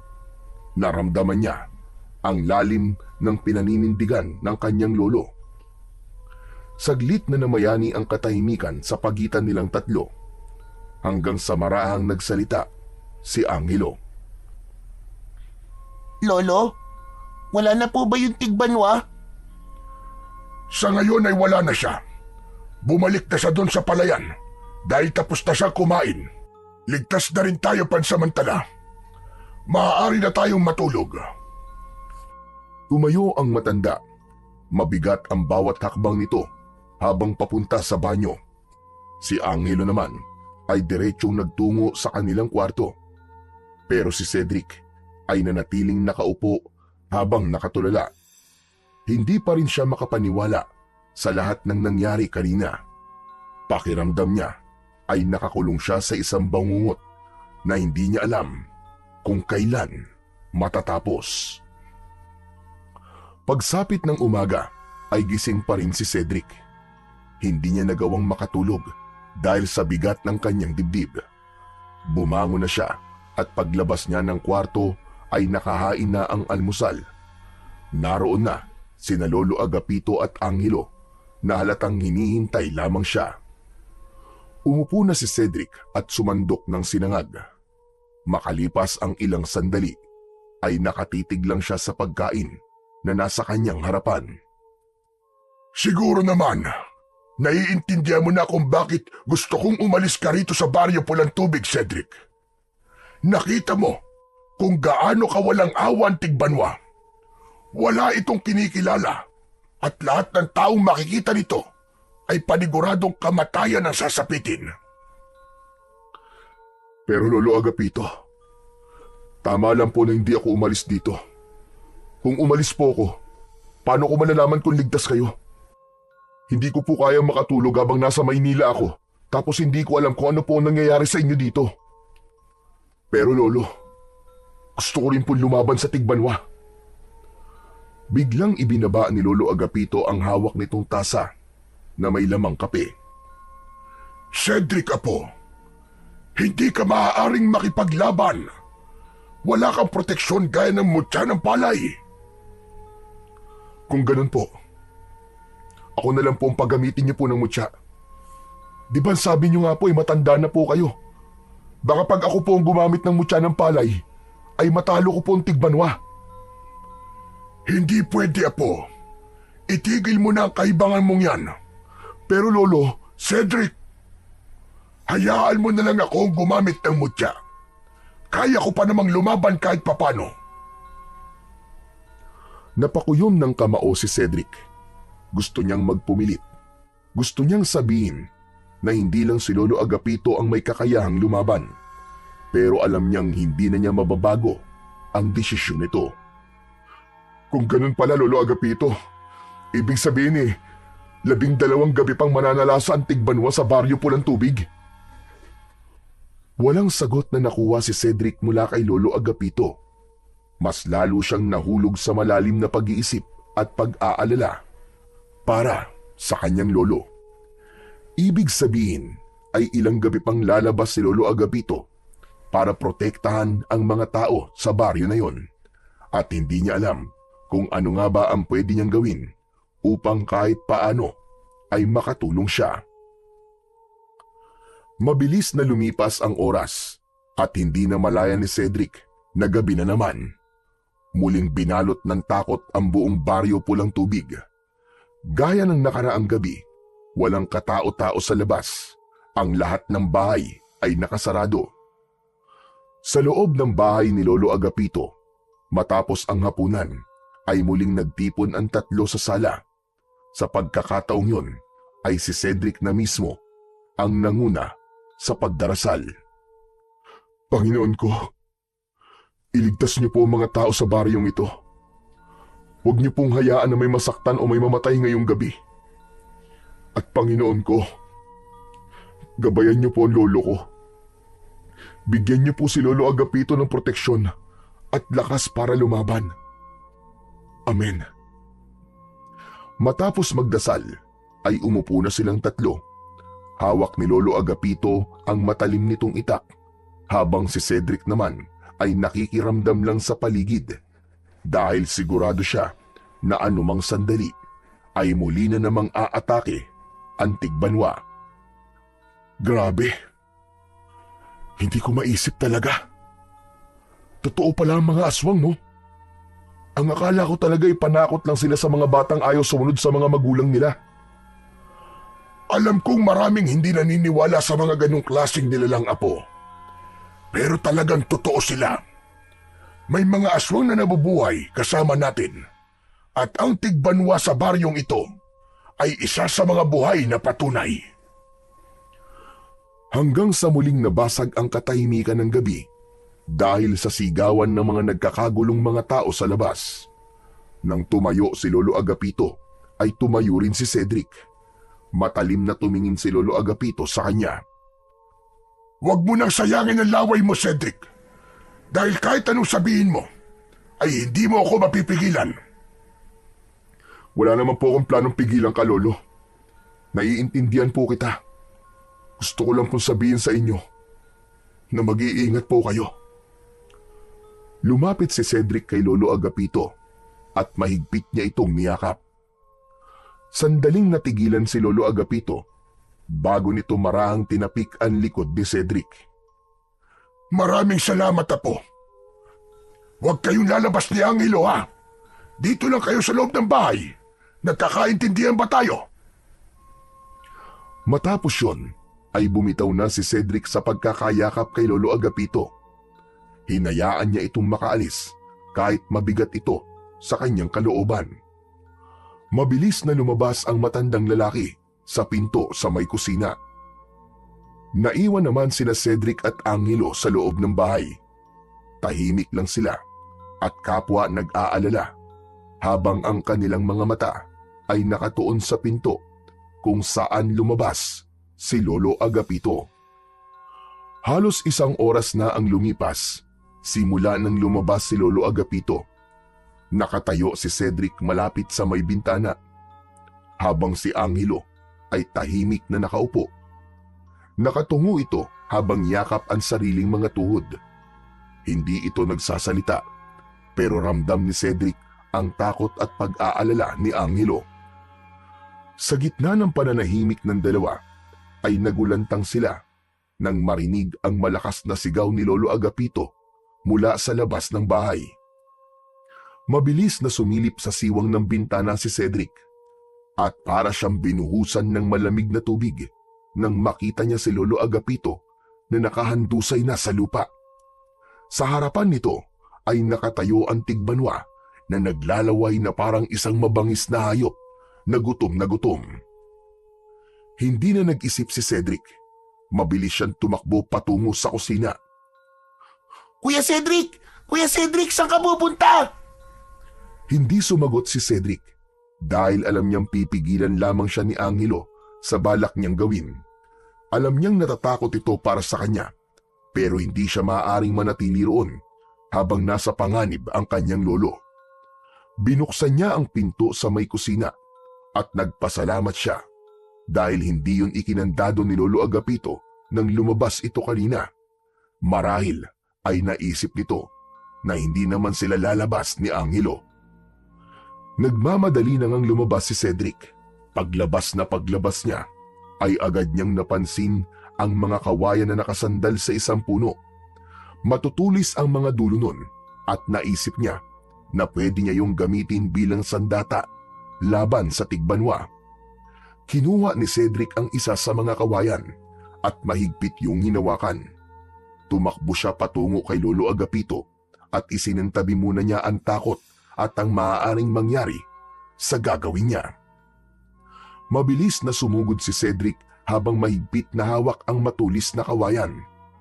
Nakatutok ang dulo ng kawayan sa tigbanwa. Ngunit sa hindi inaasahang pangyayari ay tila naramdaman ng tigbanwa ang presensya ni Cedric, kaya bigla itong lumingon sa kanya. Kahit dilaw ang kulay ng nag-iisa ng mata, ay kita niya ang panlilisik nun. Ngunit hindi huminto si Cedric sa pagsugod. Desidido siyang isaksak ang kawayan sa katawan ng tigbanwa. Mabilis ding sumugod ang tigbanwa sa kanya, pero nang ilang dipa na lang ang layo nila sa isa't isa, ay bigla itong nawala. Napahinto si Cedric at tila huminto ang kanyang paghinga sa labis na kaba. Nasaan kang halimaw ka? Magpakita ka! Harapin mo ako! Cedric, bumalik ka na sa loob ng bahay! Hindi, Lolo. Hindi kita pwedeng pabayaan dito. Umikot ang tingin ni Cedric sa paligid niya habang pilit niyang hinahanap ang tigbanwa hanggang sa may naramdaman siyang presensya sa likuran niya. Cedric! Nasa likod mo na siya, Apo! Nanlaki ang mga mata ni Cedric sa sigaw na yon ni Lolo Agapito. Bago pa siya makalingon, ay naramdaman na niya ang pagbaon ng matutulis na kuko ng tigbanwa sa likod niya. Sinubukan ni Cedric na umakbang paunahan, ngunit nanginig ang mga tuhod niya. Nabuwal siya at padapa siyang sumubsob sa lupa. Nabitiwan niya ang kawayan habang ramdam niya ang walang kapantay na sakit at hapdi mula sa sugat niya sa kanyang likod. Marahan siyang tumihaya at nakita niya ang tigbanwa na nakatayo sa may paanan niya. Nakangisi ito na parang nasisiyahan sa paghihirap niya. Hayop ka! Hindi ako papayag na mapatay mo ako! Akmang kukunin ni Cedric ang kawayan nang biglang itinaas ng tigbanwa ang isa nitong kamay na may matutulis na mga kuko. Napagtanto niya na sasaksakin siya ng aswang gamit yon. Pakiramdam niya ng mga sandaling yon ay bumagal ang lahat ng nasa paligid niya at inisip niya sa gabing yon ay matatapos na ang kanyang buhay. Ngunit bago pa bumagsak ang matatalim na kuko ng tigbanwa kay Cedric, ay isang malakas na sigaw ang narinig niya. Huwag mo sasaktan ang apo ko! Demonyo ka! Napalingon si Cedric at nakita niyang mabilis na tumatakbo si Lolo Agapito papunta sa kanya. Sa sobrang bilis ng pangyayari, ay hindi na nagawang pigilan ni Cedric ang lolo niya. Iniharang ni Lolo Agapito ang sarili nito para protektahan si Cedric. Sa isang iglap ay bumaon ang matutulis na kuko ng tigbanwa sa dibdib ni Lolo Agapito. Nanlaki ang mga mata ni Cedric sa nangyari. Umagos ang kamay ng tigbanwa sa likod ni Lolo Agapito. Malakas na napasigaw si Cedric habang walang tigil ang pagdaloy ng luha sa kanyang magkabilaang pisngi. Nanghina ang buong katawan niya sa nakita at parang huminto ang oras. Nang sandaling yun, ay tinakasan si Cedric ng lahat ng lakas na meron siya. Napatulala na lang siya nang marahas na hinugot ng tigbanwa ang kamay nito mula sa katawan ni Lolo Agapito. Agad na bumagsak ang katawan ng lolo niya sa lupa at napansin niyang hindi na yun humihinga. Tumingin ang tigbanwa kay Cedric. Hindi na siya makagalaw at hinintay na lamang niyang patayin na rin siya ng aswang. Ngunit bago pa ito makalapit sa kanya, ay nakita niya si Angelo na tumatakbo papunta sa tigbanwa habang may hawak na matulis na kawayan. Walang pagdadalawang isip nitong itinarak ang kawayan sa likod ng tigbanwa. Tila nanghina ang tigbanwa, kaya napaluhod dito sa lupa. Lumapit si Angelo kay Cedric at hinawakan ang braso niya. Pilit siya nitong hinila patayo. Tara na kuya! Tara na! Kailangan na natin makabalik sa loob ng bahay bago pa makabawi ng lakas ng tigbanwa. Tara na kuya! Bilisan natin! Wala sa sarili na tumayo at sumunod si Cedric kay Angelo. Nang makapasok na sila sa bahay, ay agad na isinarado ni Angelo ang pinto. Napatingin si Cedric kay Angelo at halos madurog ang puso niya nang makita na gaya niya ay umiiyak ito. Hindi pwede yun! Hindi pwede yun! Hindi pwede yun! Kailangan kong balikan si Lolo! Kailangan ko siyang balikan! Kuya Cedric! Patay na siya! Wala na si Lolo! Kahit na! Hindi ko siya pwedeng iwan lang doon! Pumihit paharap sa pinto si Cedric. Akmang bubuksan niya yon nang naramdaman niya ang mahigpit na yakap ni Angelo mula sa likod niya. Kuya Cedric! Kuya, parang awa mo na! Huwag kang lumabas! Hindi ko kakayanin kung pati ikaw ay mawawala. Ayoko na po mag-isa, kuya. Palagi na lang po akong iniiwan ng mga taong mahal ko. Nagmamakaawa ako sa iyo, Kuya Cedric. Huwag kang lumabas. Nanigas si Cedric. Para siyang tinusok sa puso sa mga sinabi ni Angelo. Napagtanto niya na hindi siya maaaring mamatay dahil wala nang makakasama si Angelo. Namatayan na nga ito ng mga magulang tapos sumunod si Lolo Agapito. Alam niya na kahit sandali pa lang silang magkasama ay masakit din para rito kung maging siya ay mawawala. Dahan-dahan niyang ibinaba ang kamay niya mula sa hawakan ng pinto. Nanatili silang nakatayo doon, umiiyak pareho. Parehas nagdadalamhati sa pagkamatay ni Lolo Agapito. Sa labas naman, maririnig pa rin nila ang mabibigat na yabag ng tigbanwa. Ngunit sa loob ng bahay, ang mas matinding sakit ay nasa puso ni Cedric. Ang pagkawala ng kanyang lolo at ang katotohanang wala siyang nagawa para mailigtas ito. Hindi nagtagal ay huminto na ang sigawan at kaguluhan sa labas. Nang masiguro nila Cedric at Angelo na wala na ang tigbanwa, ay saka sila lumabas. Paglabas nila, ay bumungad sa kanila ang isang nakapanlulumong tanawin. May mga taong umiiyak at nakaikot sa katawan ni Lolo Agapito. Parang may tumusok na patalim sa puso ni Cedric. Doon niya napatunayan na mahal talaga ng mga tao sa baryo na yon ang kanyang lolo. Nang makita sila ng mga tao, ay kusa silang binigyan ng daan para malapitan ang matanda. Mabagal ang bawat takbang ni Cedric palapit sa kanyang lolo Agapito. Pagkalapit niya, ay lumuhod siya sa tabi nito at mahigpit niya itong niyakap. Naramdaman niya ang malamig nitong katawan. Bumuhos na ang emosyon ni Cedric at tuluyan na siyang humagulgol. Si Angelo naman ay mahigpit na hinawakan ang kamay ni Lolo Agapito habang umiiyak. Hindi nagtagal ay nagdesisyon si Cedric na ilibing na kagad si Lolo Agapito. Nagpresenta ang ilang kalalakihan na ang mga ito na ang maglilinis at mag-aayos sa katawan ng matanda. Pagsapit ng umaga, nagtipon ang mga tao sa bahay ni Lolo Agapito para sa isang misa. Matapos ang misa, ay nagtulong-tulong ang mga kalalakihan upang maihanda ang libingan sa likod ng bahay ni Lolo Agapito. Maingat nilang ibinaba ang kabaong nito sa hukay, habang ang iba ay tahimik na nagdarasal. Sa bawat pagtabo ng lupa sa ibabaw ng kabaong, ay parang lalong bumibigat ang dibdib ni Cedric at Angelo. Sa ilang sandali pa, unti-unti nang nagpaalam ang mga tao. Ang iba ay lumapit kina Cedric at Angelo upang magpaabot ng pakikiramay bago umalis. Hanggang sa sila na lamang dalawa ang naiwan sa tabi ng libingan ng kanilang lolo Agapito. Tahimik silang nakatayo. Hindi na sila umiiyak, pero bakas pa rin ang lungkot sa kanilang mga mata. Kuya Cedric, kung hindi dahil kay Lolo Agapito, ba kung ano na nangyari sa akin?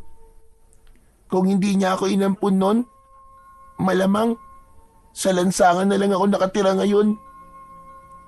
Hindi ko siya makakalimutan, Kuya Cedric. Malaki talaga ang puso ni Lolo sa mga nangangailangan. Kahit sino ay handa niyang tulungan. Nakakalungkot lang na natapos sa ganung paraan ng buhay niya. Isang malalim na buntong hininga ang pinakawalan ni Angelo bago ito bumaling kay Cedric. Kuya Cedric, may gusto sana akong ibigay sa'yo. Ano yun, Angelo? Hindi agad sumagot si Angelo. Sa halip, ipinasok nito ang kamay sa bulsa ng shorts nito at mula roon ay inilabas nito ang isang kwintas na may palawit na dilaw na bato. Nanlaki ang mga mata ni Cedric sa nakita. Teka, Angelo! Hindi ba yan ang mutya ng palay ni Lolo? Bakit nasa iyo yan? Kinuha ko po to kanina nang inaayos ng mga tao ang katawan ni Lolo Agapito. Ano? Bakit mo kinuha yan? Importante kay Lolo Agapito yan. Hindi ba dapat isinama na lang natin yan sa libingan niya? Nagkakamali ka, Kuya Cedric. Sigurado ako kung nasaan man si Lolo Agapito ngayon ay masaya siya na kinuha ko to. Paano ka naman makakasiguro sa sinasabi mo na yan? Kasi nung wala ka pa rito, sabi ni Lolo, kapag may nangyari sa kanya ay dapat kunin ko umutya ng palay sa kanya. Ang gusto niya kasi ay ako ang susunod na gagamit nito.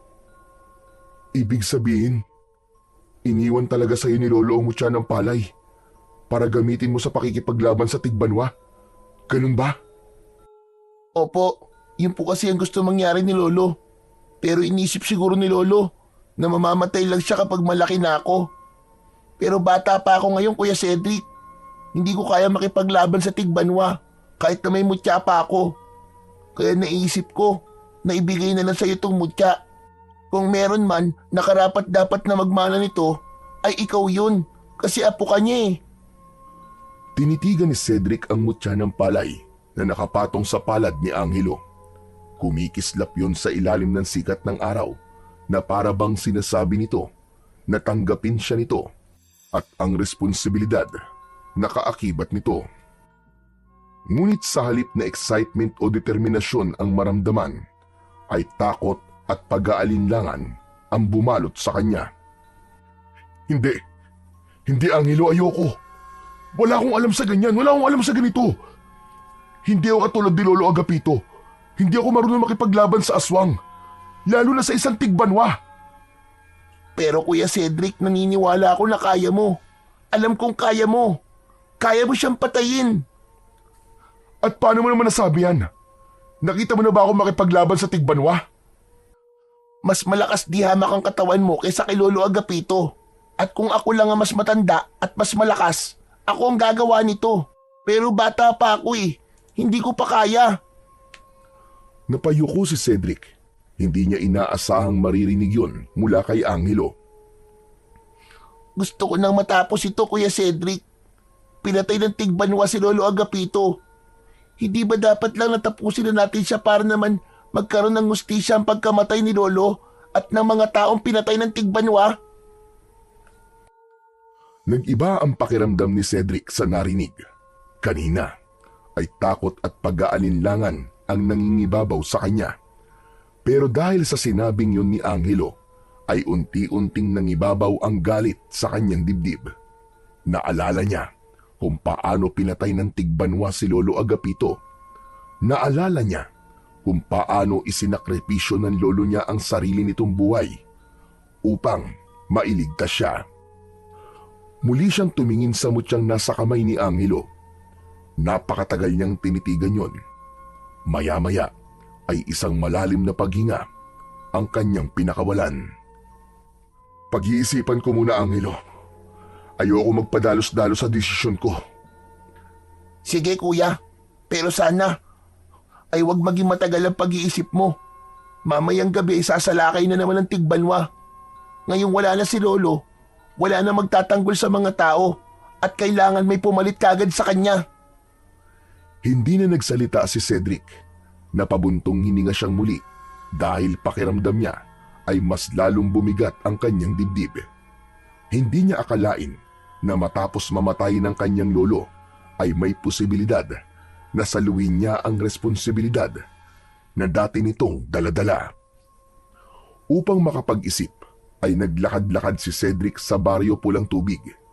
Wala siyang tiyak na direksyon dahil ang gusto lang niya ay mapag-isa at makapag-isip. Sa kanyang paglalakad, natagpuan niya ang kanyang sarili sa dulong bahagi ng baryo Pulang Tubig. Malayo na yon sa kabahayan at malapit sa mga palayan. Mula sa hindi kalayuan, isang malakas na tunog ang pumukaw sa kanyang atensyon. Mabilis siyang lumingon sa pinagmulan ng tunog. Isang lalaki ang nasa gitna ng tuyong palayan habang may hawak na flamethrower. Walang habas nitong sinusunog ang mga natitirang pananim. Tumayo si Cedric sa lilim ng isang punong kahoy at pinapanood ang lalaki. Ang apoy ay gumapang sa mga palay. Napagtanto niya na hindi yun isang simpleng pagsusunog lang. Nalaman niya base sa pag-oobserba na napeste ang mga pananim kaya kailangan ng sunugin ang mga yon. Nang matapos ang lalaki sa ginagawa, ay dinala nito ang flamethrower sa loob ng isang maliit na kubo sa gilid ng palayan. Ang sumunod na pumukaw naman sa kanya ay ang napakalakas na tunog ng malaking gilingan ng palay. Hanggang sa marahang napangiti si Cedric, isang ideya ang biglang sumiklab sa kanyang isipan na maaaring makatulong sa kanya kung sakali mang tanggapin niya ang mutya ng palay. Mabilis siyang naglakad pabalik sa bahay ni Lolo Agapito, dala ang bagong determinasyon sa kanyang damdamin. Pagpasok ni Cedric sa bahay ni Lolo Agapito ay agad niyang nakita si Angelo na nakaupo sa lumang silya sa sala. Nakayuko ito habang hawak ang mutya ng palay. Tila malalim ang iniisip ng bata. Hindi nagtagal ay umangat ang mukha ni Angelo at tumingin kay Cedric. Andiyan ka na pala, Kuya Cedric. Ano po, Kuya? Nakapagdesisyon ka na po ba? Oo, Angelo. Nakapagdesisyon na ako. Tinatanggap ko lang mutya ng palay. Talaga, Kuya? Tinatanggap mo na? Tumango si Cedric, saka seryosong tumingin kay Angelo. Tama ka, Angelo. Kailangan nating bigyan ng ustisya si Lolo Agapito at ang mga taong pinatay ng Tigbanwa. At sisiguraduhin kong mamayang gabi na matatapos ang lahat. Mamayang gabi na ang huling gabi ng Tigbanwa sa pag-aasik ng lagim sa baryong ito, Angelo. Pinapangako ko yan. Pero Kuya, nasabi ba sa iyo ni Lolo Agapito na may kakayahan ng Tigbanwa na pagalingin ang sarili nitong sugat? Oo, nasabi niya sa akin yon. Alam kong hindi basta-basta mapapatay ang Tigbanwa gamit lang ang itak o sibat. Kaya may naisip na akong paraan. Pero kailangan ko ng tulong mo, Angelo. Maaasahan ba kita? Oo naman, Kuya. Basta para kay Lolo Agapito at sa baryo, tutulong ako. Nagtagpo ang kanilang mga mata. Labis na humanga si Cedric kay Angelo dahil nakita niya sa mga mata nito ang determinasyon na mapatay ang Tigbanwa upang maipaghiganti nila si Lolo Agapito. Matapos ang pag-uusap nila Cedric at Angelo tungkol sa plano nila para mamayang gabi, ay tahimik na lumabas si Cedric ng bahay. Tumungo siya sa likod ng bahay at tumayo sa tabi ng libingan ni Lolo Agapito. Hinawakan niya ang mutya ng palay na nakasabit na sa kanyang leeg. Pinagmasdan niya ang mutya at napansin niya na parang meron yung sariling liwanag. Makalipas ang ilang sandali, ay tumingin si Cedric sa libingan ni Lolo Agapito. Lolo Agapito, Sa totoo lang po, ay hindi ko po alam kung kakayanin ko po ito. Hindi po ako tulad nyo. Wala po akong alam sa pakikipaglaban. Pero hindi ko rin po kayang pabayaan na lang ang lahat. Hindi pwedeng namatay ka nang wala kang hustisya na makukuha. Nangangako ako sa inyo na hindi mauuwi sa wala ang sakripisyo nyo. Hindi ko hahayaang mabuhay pa ang halimaw na pumatay sa inyo. Tatapusin ko siya. Tatapusin ko siya, Lolo Agapito. Naramdaman ni Cedric ang unti-unting pamumuo ng luha sa kanyang mga mata. Hindi niya yun napigilan at kusa na yung naglandas sa kanyang mga pisngi. Kaya sana po gabayan niyo po ako, Lolo. Kahit hindi kita nakasama ng matagal, alam kong isa kang mabuting tao. Maraming buhay na iligtas mo. Kaya ipagpapatuloy ko ang laban na sinimulan mo. Naputol ang pagsasalita ni Cedric nang marinig niya ang pagtawag ni Angelo sa kanya. Paglingon niya ay nakatayo ito sa may bungad ng pintuan sa likod ng bahay. Agad niyang napansin ang hawak ni Angelo na isang lumang crossbow. Napakunot ang noo niya at lumapit siya kay Angelo. Aba, Angelo! Crossbow yan ah! Saan mo nakuha yan? Nakita ko po doon, Kuya Cedric, sa ilalim ng papag ni Lolo Agapito. Naghahanap po kasi ako kung may iba pa siyang iniwang gamit na makakatulong sa atin. Tapos, ito po ang nakita ko. Sa tingin ko kasi, magagamit natin to para sa plano natin sa Tigbanwa mamayang gabi. Kinuha kagad ni Cedric kay Angelo ang crossbow. Magaan lang yon, pero mukhang matibay pa. Maya-maya ay nakangiti siyang tumingin kay Angelo. Tama. Tama ka, Angelo. Magagamit nga natin to. Pero kailangan natin lagyan ng lubid ang mga palaso. Yan nga din ang naisip ko kanina, Kuya eh. Tumango si Cedric at naramdaman niya kahit paano na meron silang pag-asa na mapatay ang Tigbanwa mamayang gabi. Kinagabihan, sa loob ng bahay ni Lolo Agapito ay tahimik na nakaupo sina Cedric at Angelo sa sala. Pareho nilang pinakikiramdaman ang paligid at naghihintay sa anumang senyales ng pagsalakay ng Tigbanwa. Kuya Cedric, ano kaya kung magdasal muna tayo? Oo nga, tama ka. Kailangan natin ng gabay. Sabay silang tumayo at dumuhod sa harap ng maliit na altar. Sa pagkakataon na yon, ay hinayaan ni Cedric na si Angelo ang manguna sa pagdadasal. Jesus, patnubayan niyo po kami sa gabing ito. Bigyan niyo po kami ng lakas ng loob para labanan po ang Tigbanwa. Hayaan niyo po kami na mabigyan ng hustisya ang pagkamatay ni Lolo Agapito at ng mga tao po dito sa baryo. Amen. Pagkatapos magdasal ay tumayo na sila. Humarap si Cedric kay Angelo at marahang hinawakan ang balikat nito. Huwag ka matakot, Angelo. Isipin mo na gagawin natin to hindi lang para sa sarili natin, kundi para kay Lolo Agapito at sa buong baryo Pulang Tubig. Tumango si Angelo at bago pa ito makapagsalita ay narinig na nila ang sigawan ng mga tao sa labas. Kuya Cedric, sumasalakay na po ang Tigbanwa. Tara, kailangan na natin kumilos bago pa may mapatay ang halimaw na yon. Agad na tinungo ni Cedric ang kusina at kinuha ang itak ni Lolo Agapito. Si Angelo naman ay kinuha ang crossbow at inilagay ang isang palasong may lubid tulad ng pinag-usapan nila.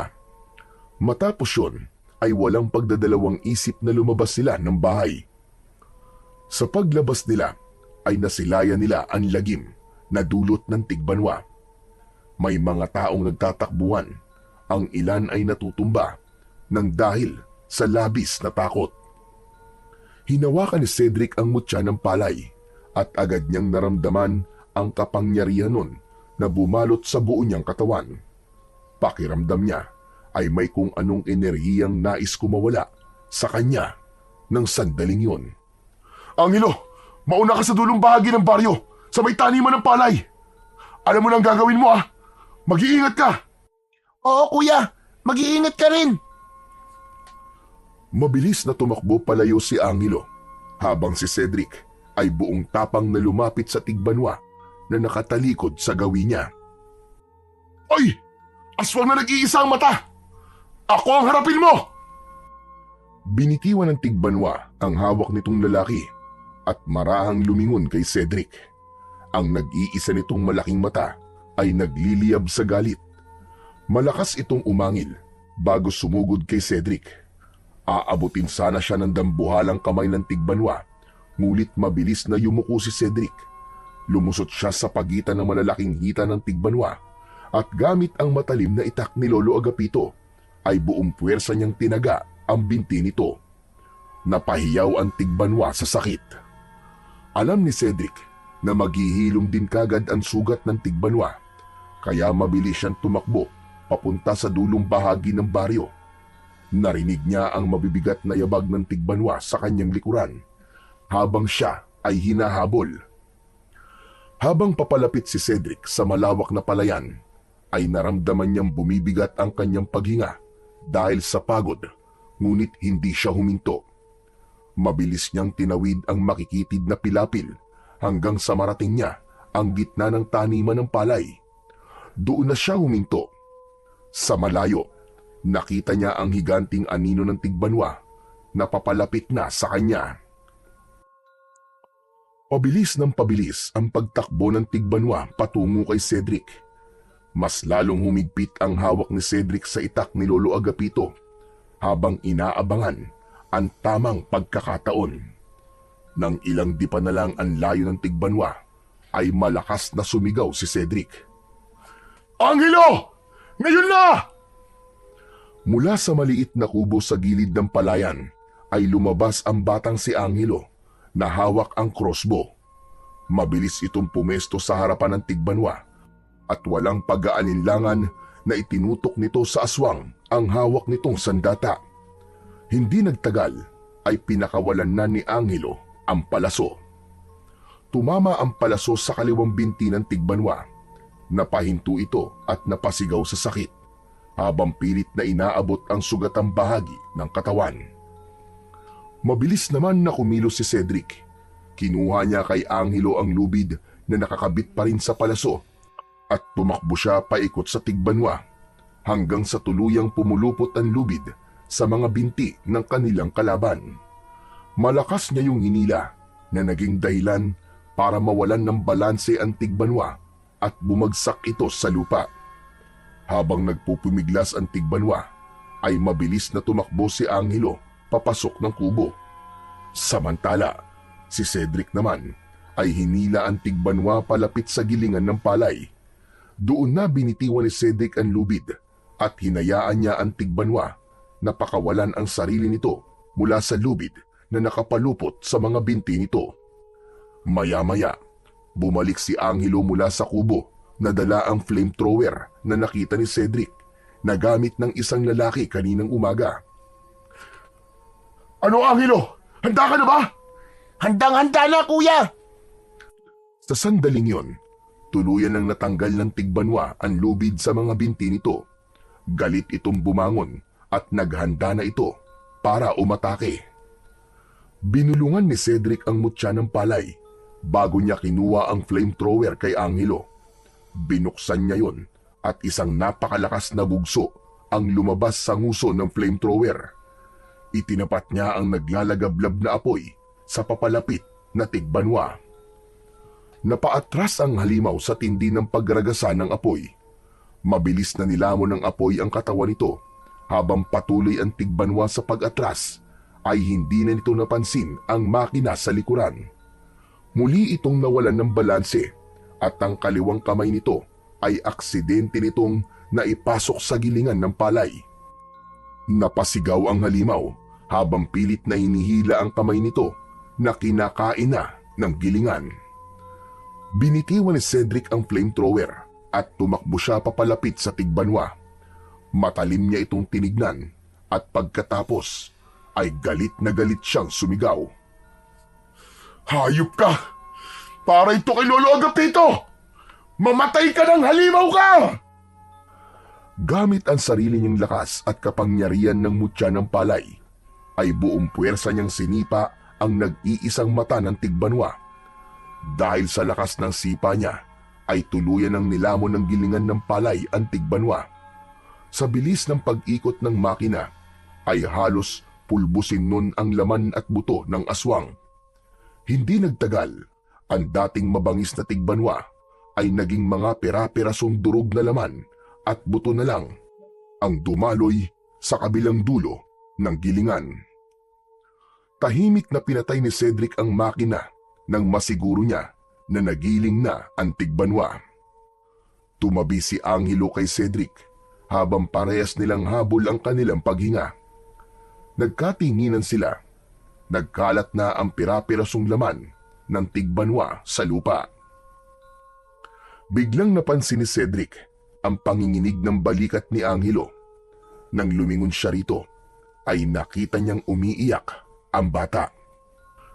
Angelo, tapos na ang laban. Bakit ka umiiyak? Dapat masaya ka kasi napatay na natin ang tigbanwa. Masaya naman ako, kuya. Kasi wala na magpapahirap sa baryo. Pero hindi na nakita ni Lolo Agapito ang pagkamatay ng tigbanwa. Matagal na niya kasing pangarap ito eh. Hindi, Angelo. Naniniwala ako na nakita ni Lolo Agapito ang lahat ng nangyari ngayong gabi. Alam ko na nandito siya sa tabi natin at kasama natin siya nakipaglaban kahit hindi natin siya nakikita. At alam mo kung ano ang pinakasigurado ko? Ano yon, Kuya Cedric? Sigurado ko na sobrang proud na proud si Lolo sa ating dalawa. Lalo na sa iyo, Angelo.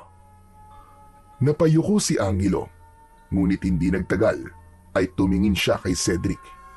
Ngumiti ito sa kanya at ginulo niya ang buhok ni Angelo. Ang mabuti pa, umuwi na muna tayo. Sigurado ako na matutuwa ang mga tao sa baryo kapag sinabi natin na patay na ang tigbanwa. Sabay silang naglakad paalis sa lugar na yon at iniwan nila roon ang bakas ng madugong katapusan ng tigbanwa. Hindi inakala ni Cedric na ang simpleng pagbisita niya sa kanyang lolo Agapito ay ang magdadala sa kanya sa isang pakikipaglaban na kahit sa panaginip ay hinding-hindi niya naisip na haharapin niya. Matapos ang madugong laban ni Cedric at Angelo sa tigbanwa, ay bumalik na ang kapayapaan sa baryo Pulang Tubig. Ang takot na matagal nang bumalot sa mga tao sa lugar na yon ay tuluyan nang naglaho. Labis ang pasasalamat ng lahat kina Cedric at Angelo. Sila ang naging sagisag ng tapang at pag-asa at nagdala ng bagong simula sa lugar na minsang nilamon ng takot. Sa harap ng libingan ng kanilang lolo, ay tahimik nilang inalay ang tagumpay nila laban sa tigbanwa. Ang kanilang tagumpay ay hindi lamang isang pagtatapos ng dilubyo, kundi isang katuparan ng pangarap ni Lolo Agapito. Nawakasan ang paggasik ng lagim ng tigbanwa sa baryo Pulang Tubig. Dahil wala na ang tigbanwa, itinago muna ni Cedric ang mutya ng palay. At dahil alam ni Cedric na hindi siya maaaring manatili na matagal sa baryo Pulang Tubig, ay isang alok ang sinabi niya kay Angelo. Angelo, alam mo naman siguro, di ba, na meron akong buhay sa Maynila na kailangan kong balikan. Gusto mo, sumama ka na lang sa akin doon? Hindi kasi kaya ng konsensya ko na mag-isa ka lang dito eh. Talaga, kuya? Isasama mo ako sa Maynila? Oo naman. Yun ay kung papayag ka. Aba, syempre, kuya. Payag ako. Pero, kuya, paano nga pala si Lolo dito? Pwede natin siyang bisitahin kapag may oras tayo. Saka kahit saan tayo magpunta, naniniwala ako na nakabantay si Lolo Agapito sa atin. Sa Maynila, hindi pinabayaan ni Cedric si Angelo. Pinag-aral niya ito at tiniyak niya na magkakaroon ito ng mas maayos na buhay. Lumipas ang panahon at kahit abala sina Cedric at Angelo sa kanilang bagong buhay, ay hindi nila kailanman kinalimutan ang Baryo Pulang Tubig at si Lolo Agapito. Sa tuwing may pagkakataon, bumabalik sila upang bisitahin ang libingan ni Lolo Agapito. At alam ni Cedric na kung nasaan man ang kanyang lolo, ay masayang masaya ito dahil nagawa nila ni Angelo na tuparin ang pangarap nitong kapayapaan para sa Baryo Pulang Tubig.